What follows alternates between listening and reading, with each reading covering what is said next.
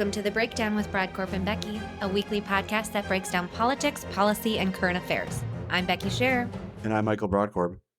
We simply could not sit quietly by and not address the current chaos going down in our nation's capital.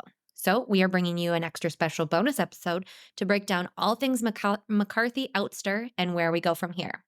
We are excited to be joined by good friend, political expert, and longtime Chief of Staff on the Hill, David FitzSimmons. Both Michael and I have worked with David on and off over the last few years. I first worked with him on Tom Emmer's gubernatorial campaign back in 2010. He has since gone on to serve as Chief of Staff for Congressman Tom Emmer, campaign manager for Congressman Jim Hagedorn, then Chief of Staff for Congresswoman Michelle Fischbach, and currently leads the office for Congressman Brad Finstad. He is also a name you've heard us mention before, because in addition to David understanding the inner workings of Capitol Hill, he also understands the politics of politics better than anyone I know. So today we are going to kick off our conversation with David by breaking down the recent action to take down Speaker Kevin McCarthy, how it happened, the procedure and rules that allowed this action, and how the Democrats joined the flank on the right to wreak havoc in the House of Representatives. We are then going to break down the path forward, contest for next speaker, and what this means for Minnesota's own Tom Emmer, who currently serves as Majority Whip, but may get a promotion. Thank you for joining us for this special episode, and we hope you enjoy the show. We are very excited to be joined by friend and guest David FitzSimmons today. So, David, as you are well aware, in your time spending in D.C. the past week, pretty eventful. In Washington, D.C., started with Congressman Gaetz putting McCarthy on blast, saying that he was out of compliance with the agreement that was made when Congressman Gaetz and others finally agreed to vote for McCarthy for Speaker after 15 ballots. Recently, Gaetz stated that McCarthy has been in brazen, repeated material breach of that agreement. And on Monday, a motion to vacate the chair was introduced. Tuesday, that vote occurred. So you've been on the Hill for almost a decade now. Give us a little bit of background of how that vote came about and the procedural. It's a relatively new thing here, right? It's the motion to vacate isn't new. There's been adaptations in what that takes. So even back when John Boehner was Speaker, there was a move to produce the requisite number of motion makers. I think it was 15 at the time, to make a motion to vacate the chair and get that passed. That was part of the atmosphere that ultimately led to John Boehner deciding not to continue in the speakership. So that was kind of the last time that we had something near to this. But so the motion to vacate is not new. It's been around. They did lower it to one person could make the motion. I don't think that ultimately is the biggest thing that happened though. And getting back to like why do we find ourselves here? But really the big difference, even from that time with John Boehner and this time now, is that the majority is so much smaller. And so, at that time, you would have had to have, double digits of Republicans joining all the Democrats to vote against the speaker to vacate, like what happened here this week. In this case, it takes as little as 5 or 6, depending on kind of the attendance level, and you're done. So that's really just sets up a very volatile and dangerous just situation. And I think that's where, if you take away the personalities out of this, you really just end up in a dynamic that really puts a lot of power in the hands of very few people, because if they're willing to side with the other party, the Democrats in this case, that makes it pretty easy for their desired outcome to happen. Do you think it was surprising that all the Democrats did vote with, that handful, 8 Republicans on this to vacate the chair, even with the understanding that with another speaker election, it's highly unlikely that a Democrat would be elected as speaker. It would be another Republican, and we'll get to it shortly. But potentially a further right Republican than Speaker McCarthy? Is it surprising that all of these Democrats did come out and link up with this? It wasn't surprising at all to me. It's surprising to me that people were surprised, because the Democrats got a great gift in this. I mean, from my vantage point, and what should make people question, then why 8 Republicans? At what point does it trigger any kind of question mark that there's 8 out of 218 of your conference doing something, and 100% of the opposition's conference on the same page as you? I would think that'd be a little tripwire of thought of like, what are their motivations? I mean, when Matt Gaetz was speaking, Ilhan Omar was directly over his shoulder in the background, smiling and nodding in approval. So, if you think, as a conservative Republican, if you think Ilhan Omar has the best interests, for conservative Republicanism, then I don't know. I don't know where to go with that in your mentality. So, David, from your perspective, the 8 Republicans that voted and with the Democrats on this, it is fair to say, and I want to get confirmation from you on this, that there are a number of principled conservatives who voted to keep McCarthy there. And so these 8, in some ways, are not taking a conservative position because there are conservatives, just from a numbers standpoint. As much as I disagree with my late father that math was not a part of politics, it always is. And as much as I didn't want this interview to be about math, it is. 8 versus the 200 and roughly 10 on the other, 210 on the other side. I think that there's a misconception in some ways in the media that these 8 are the uber conservatives and that the other 210 are somewhat moderate. And I think we need to dispel a little bit of that, correct? Is that these 8 were actually just engaging in, for lack of a better phrase, maybe a little bit of political mischief rather than dying on some conservative principled hill, correct? That's my take. I've been, kind of trying to have this conversation for a long time. I think we really need to get away from really making ideology the big overlay on a lot of these things, because they aren't necessarily. It comes more from a strategic mindset of like, how do you define accomplishment and getting getting to from point A to point B on a linear path. Yeah, there were again, if you're going to try to paint this as the 210 members that didn't think this was a good idea, that voted against the motion to vacate, if you're going to paint that as they're all liberal Republicans or moderate Republicans, I mean, that's putting in Lauren Boebert,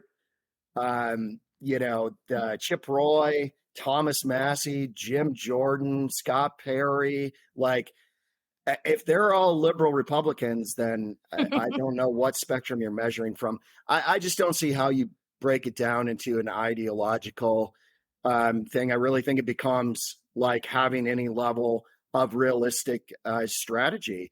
And look, one of the members of the 8, even though they're being touted by maybe some of the hard, conservative elements of being the conservative heroes, in most of her messaging, she really kind of said that McCarthy wasn't doing enough moderate things. So this really was, kind of people that had personal beef and decided to use the fact that they could take it out on Speaker McCarthy with a really small number of Republicans.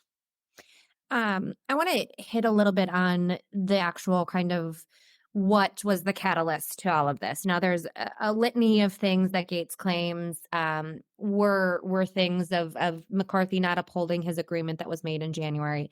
But we're in, nearing government shutdown. I worked on the Hill for 3 years. Dave, you've been there longer.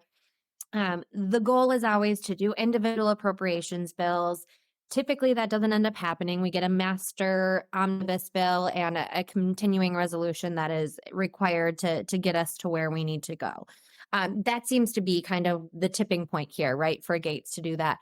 Can you walk us through just a little bit of the inside scoop of like historically, or even in the last, 5-10 years, this isn't uncommon, correct? No, and that's where actually some of the great irony to me resides, because as we were coming up to the September 30th fiscal year funding deadline, uh, we were passing appropriations bills. In fact, this week we had on the docket to pass two more that would have got us to 6 of the 12 already, and the intention would have been to do the other half in the next couple of weeks that we were in session. We even canceled district work period week to do more of it faster now. So that what is purported by the Matt Gaetz and some of the eight, that they wanted appropriations bills, they actually halted right now, and is going to delay for I don't know how long. I mean, we're going to start presumably a conference decision on who we're going to support as speaker on Wednesday. I mean, even if all goes perfectly, we maybe have a speaker by Wednesday or Thursday. So we're out a week and a half, no matter which way you slice it. It also goes back to 2 weeks ago, before the continuing resolution was kind of became the only other option other than shut down or getting in jail by a Senate bill. There were 21 Republicans that voted against what would arguably be the most conservative CR that would have ever passed the House of Representatives. It had an 8% general cut to federal spending. It had border provisions. It had what's become a very hot button. Ukraine had completely no money for the Ukraine conflict. It was kind of a conservative wish list, and again, 21 members voted against that, which ultimately led to having no other option really than the continuing resolution that happened, that then they got upset about. So really it just becomes, that's where I think you really got to separate this from between ideology and really just either inability to understand how you can get from a point A to point B and deal with reality on how you accomplish things, or you understand it and you're simply using things for your own, kind of personal celebrity, personal fundraising, things of that nature. I mean, Gaetz is certainly getting the attention I think that he strives for. I've seen, the scrums, the press scrums, and the front page, his face is plastered everywhere. I did want to read just real quick. So Ben Shapiro isn't somebody I normally align myself or like to share his tweets, but he had a tweet this morning or late last night that said, "I'm sorry that some politicians keep promising you that they can magically pass all of your priorities despite a Democratic Senate and a Democratic president brought about by many of those same politicians. They are lying. Getting rid of McCarthy will not change that fact." And I think that's really, exactly what you said. It's just the ideology side of things is just, yes, we all want to get everything done we need to do, but the moment you get to whether it's at the state capitol or the national or the Washington D.C. capitol, it's just not that way. We have to remember here, there's a Republican majority in the House. The other two are led by Democrats.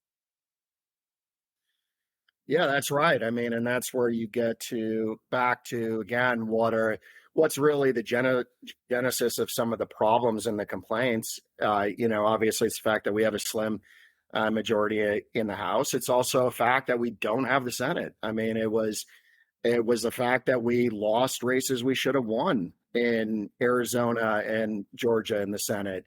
That really got us to the place we are, where really what we can do, what the House can do, and what I think the governing 210 majority understand is be able to go to the negotiating table with a strong position, with House passed priorities, and be able to negotiate from there.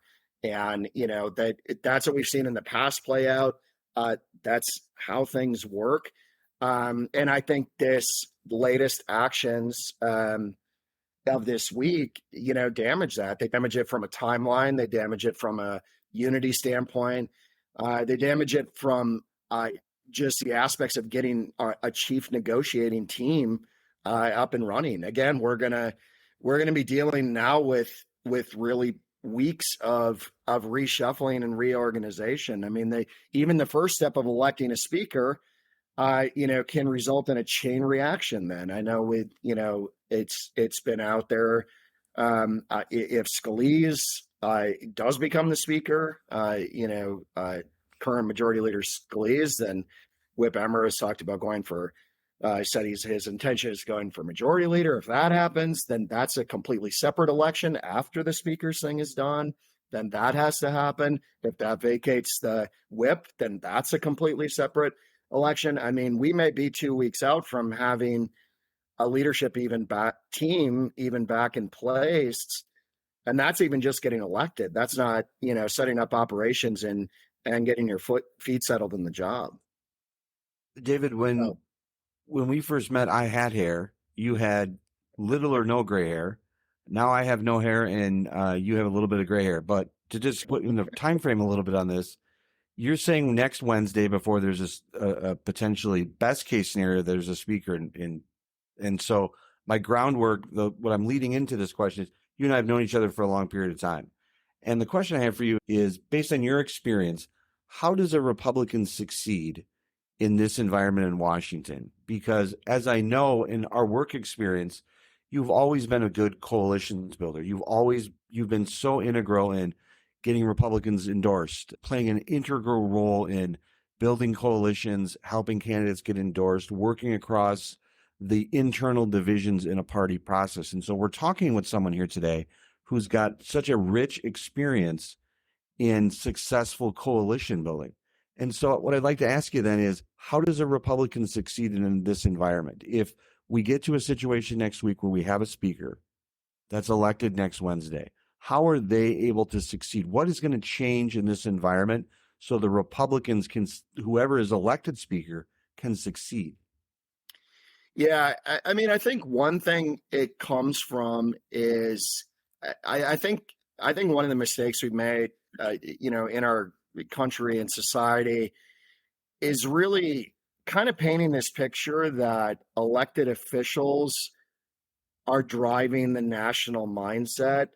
And I don't think that's always the case. They're part of it, but they're also a reflection of it and feeding off it. And I think in a lot of ways, what I've seen that is the American public then is able to sort of get out of their responsibility for what they see, because then they're like, well, our elected officials have problems. They're dysfunctional. They're crazy. They're radical. They're this, they're that.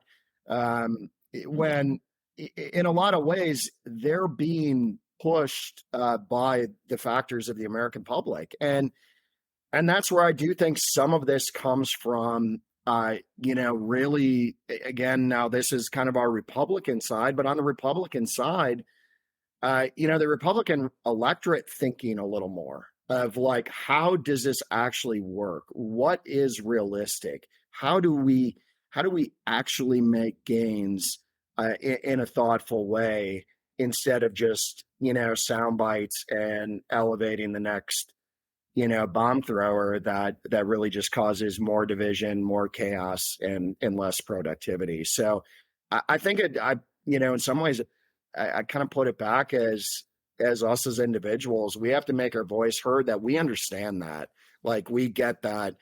And that's what the elected officials need to hear, because the more you make it appealing to follow the path of Matt Gaetz, the more Matt Gaetzes you're going to get. And I just don't believe that is a productive way for our party to succeed. So we talk a lot about messaging of both Republicans and kind of what's going to be targeted at Republicans. In my experience, a lot of times, we try to frame up Democrats as, the Ilhan Omar is tied to all Democrats. Keith Ellison is tied to all Democrats. Do you think that's going to be a strategy of Democrats going forward, that look at this Republicans in disarray, Matt Gaetz, they don't want to lead. They just want to pontificate. They just want to do this. Do you think that's going to be a strategy of Democrats as we head into 2024? Yeah, absolutely. I mean, that's never been a one-sided thing. I mean, I think both parties have always, tried to make, guilt by association a big part of how they run against people, especially oftentimes you're, in the districts that you're running in, those aren't the members who are necessarily the most problematic. So you have to link them to other members who are problematic, or other people in that party's circle. But this becomes, and again, it is difficult, and they will pin it on all of us. So even though only 8 out of 218 House Republicans created this chaos we're dealing with, all 218 have to deal with its impact and have to somehow be able to answer. And how do you answer when someone else does something? How are you supposed to answer why they did it? Mm-hmm. David, from a messaging standpoint, can anybody credibly make the claim that the removal of McCarthy was good for Republicans in 2024? Well, again, I would go back to make that argument. You would have to say that Ilhan Omar and AOC and Hakeem Jeffries willingly went along with something that would be good for Republicans in 2024. Correct. I find that a difficult argument to make. I welcome listening to anybody who makes that argument. No, I think that you just answered the question better than I could. And I'm going to probably have that clip on repeat in case anyone else brings it up, because I think you've very succinctly answered a question that has troubled a number of people since this happened. And having you as a subject matter expert answering it is good enough for me. Yeah, so I do want to, we've touched briefly on what's next. So let's break it down a little bit further, focusing just on next speaker. So current Majority Leader Steve Scalise has thrown his hat in the ring. Current Chair of Judiciary Committee, former Chair of the Republican Study Committee, Jim Jordan has thrown his hat in the ring. Have you any inside scoop of how the conference is breaking up here? Jim Jordan is somebody that I think is a little bit further right than maybe Scalise. He says he has talked to President Trump about this, not as much that he's gotten an endorsement. He's also said he disagrees with Gates, but is not willing to, it has no plans to oust him from the Republican conference. What's the inside scoop? Well, obviously, I think it's important to remember how fresh all of this is. I mean, we're 48 hours ago, none of this was happening. And that's unusual in and of itself, being, kind of pushed on a very unexpected course in decision making. And so, in my conversations, over the last 48 hours with members and staff, I mean, I think there's still kind of a big fog of war going on, really just a lot of emotion and feeling and confusion about what happened, where we are, where you go from here. I think going back to some of what Michael, said, though, is honestly, I don't know how much, the who ultimately, dictates what happens. It's really kind of, is there an ability, and let's set possibly Matt Gaetz as one individual side, is there ability of the other 217 members, to really get on the same page on something from a strategic standpoint and kind of a social compact and agreement to stick to that? Because again, really what you're doing in this case, where you're trying to pass things from the House, is you're setting up your negotiating team by saying, we have your back, go get the best that you can. And that has to be kind of a collective will from the conference. And I expect that they'll have to really have those, frank conversations with each other over the next few days and into next week as they get together. Another thing then that you just have to remember for a step, so most of the positions that each conference elects, their majority leader, majority whip, minority whip, the NRCC chair, the DCCC, the conference chairs of both sides. Those are strictly just a majority vote within each conference. The speaker vote is a little different animal, and this is the same on the state side as well. You essentially, in your conference, you have that same you have that same dynamic, but you're essentially, in bringing it back to like a Minnesota, internal party kind of equation, you're essentially endorsing your speaker candidate. They still then have to go to the floor and get a majority of votes, 218 or whatever is the majority of the day. And so the conference will select who they want.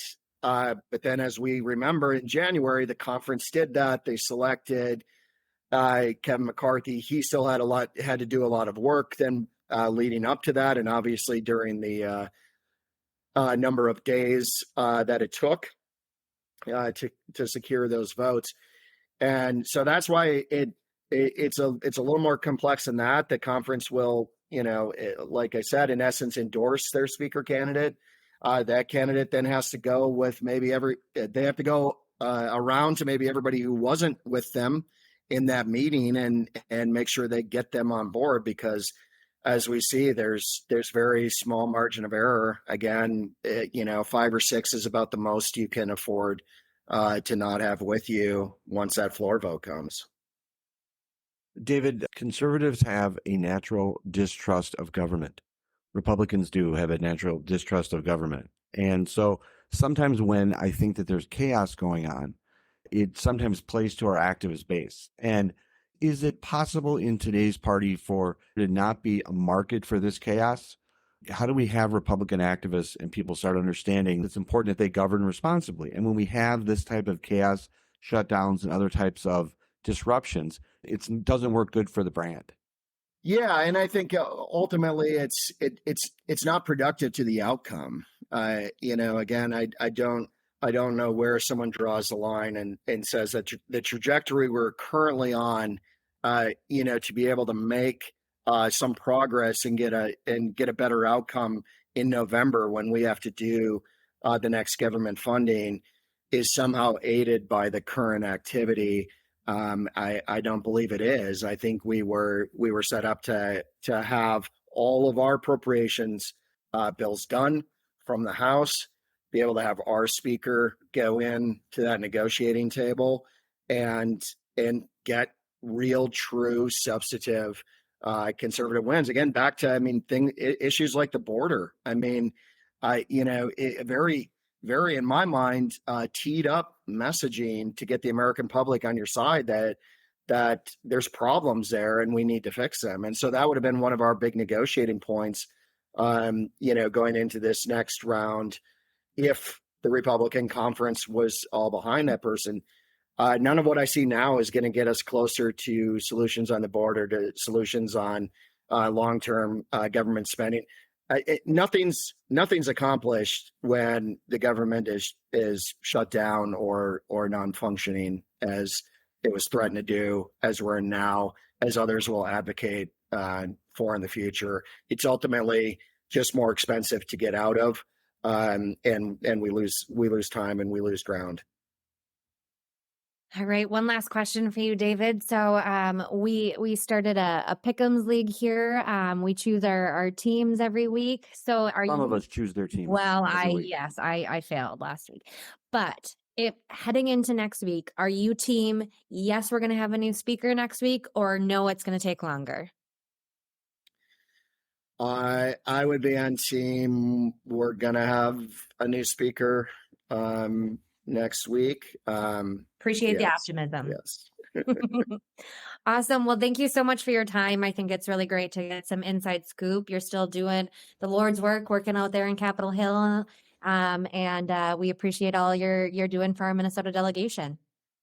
Thank you. Well, I'm blessed. I was able with the the night last night to be able to take my nephew to the Twins game and see them win a series for the first time in 21 years. So that was excited to get a see the next generation of Minnesota Twins fans there, and exciting for the town.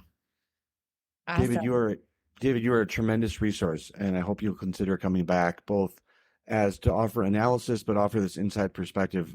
Becky and I couldn't think of anyone better at this level to have on, and it's just we're so appreciative of your time today to talk to us, and I do hope you'll consider coming back. Absolutely. Thank you, guys. I Well, big fan of David FitzSimmons. I think he's one of the best political operatives, political minds that Minnesota has to offer. And so it's always interesting to get his insight on things. Um, I it's just wild to see this come down. We watched the chaos around Gates back in January when it went 15 ballots because of him. And now this. I am interested to watch a few things come down. I'm interested to see if there's a push to change this new rule to that just one person or only one person is needed to make this motion. I believe, as David mentioned, I think it used to be 15 folks are needed to make this motion to vacate the chair and defeat the speaker. I'm interested to see if that changes. I'm interested to see how the speaker showdown goes. I'm also, obviously have a vested interest in the Emmer side of things. Um, if for those who might not be aware, before this vote actually happened, Emmer was somebody that Gates and others that were on the side to oust McCarthy. Emmer was one that they actually kind of wanted to take that speakership role. There was a quote I saw that in June, Matt Gaetz said that Emmer has that Midwestern crankiness that's so endearing, and explained that Emmer is a truth teller. Even when we don't like what he has to say, we know he's being honest with us. And I think that was really telling and exactly what I know of Tom Emmer, is that, if you remember back in January, Emmer was sitting there with Gates ballot after ballot after ballot. And so I did find that I appreciated that.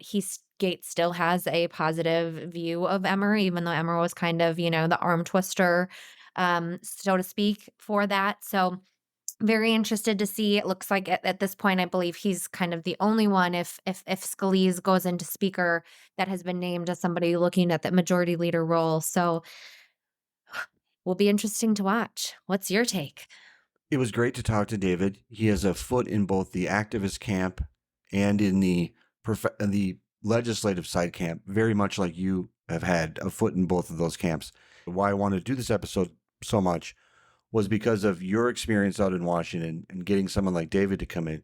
It really gives our listeners a good appreciation as to what's going on and offers a really good perspective. I thought it was a great answer he gave about the activist kind of understanding as to whether this is good for the party operation. I think he laid it out in a very succinct way, which is, remember, Ilhan Omar and a number of congressional Democrats, all of the congressional Democrats were voting for this resolution to vacate the speakership.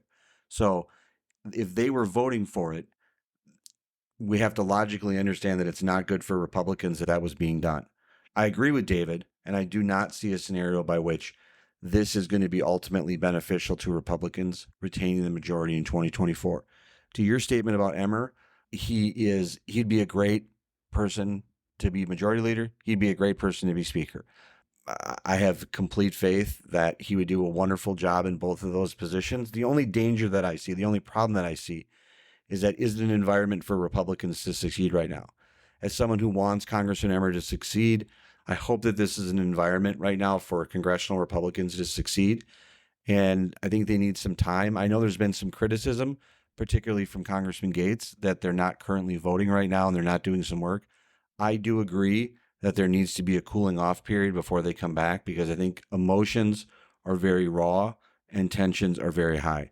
I do want to ask you one question that I want to answer too, is if you were a member of Congress, would you be supportive of getting rid of Matt Gaetz out of the conference? I am a little torn on that. I think it does set a dangerous precedence. We talked about this a little bit with Ilhan Omar being booted from her committees after anti-Semitism statements. I think there are different things different things necessary to uh there are consequences for actions, right? I think that this is truly showing that Matt Gaetz is not an active, willing participant in the Republican conference under Leader McCarthy. Does that mean that he's not willing to be an active participant in the Republican conference under another speaker? Yet to be determined. I think it sets a dangerous precedence that anybody kind of re- being against leadership doesn't have a voice, doesn't have a say, which I don't necessarily love. That said, you basically just voted to fire your coach. Should you still be able to be on the team? I don't know. So I don't have a good answer for you right now on that. I can very much see both sides. What are your Um, thoughts? I would not remove him from the caucus because it seems that he wants to be the victim. He wants to be the martyr.